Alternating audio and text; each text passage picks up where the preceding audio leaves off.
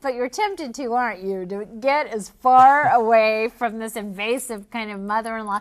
You know, and that is the most bewildering thing when you're married to somebody and their parent just sort of can't trust you to take care of them to the way that they've been accustomed and deserve. Right. You know, and that feels, I mean, as a wife, you're like, give me a break here. You know, he can handle himself. He doesn't have to be pampered, and I do an adequate job. I love him. I'm taking care of him. We're partners in life.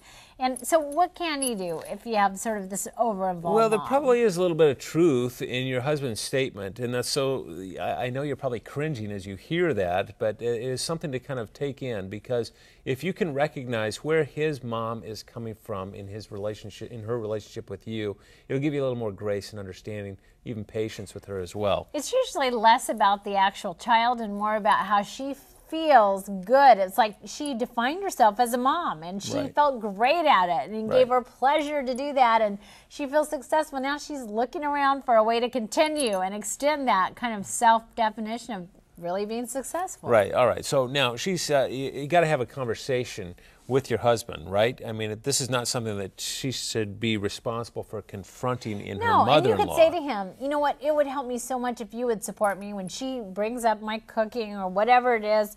And if he could volunteer and say, you know what, Mom, actually, I think she's a great cook. I love how we approach meals, or I like pitching in. I've learned that I can be a chef, or whatever, and he takes it on. Or maybe it's another tack. Maybe he says, Mom, you've got to share your favorite recipes, and kind of uses a sense of humor about how you can't get food like that anymore. However you're going to do it, you have to be playful, and it has to be coming from him. Well, a sense of humor always goes a long way in dealing with these issues.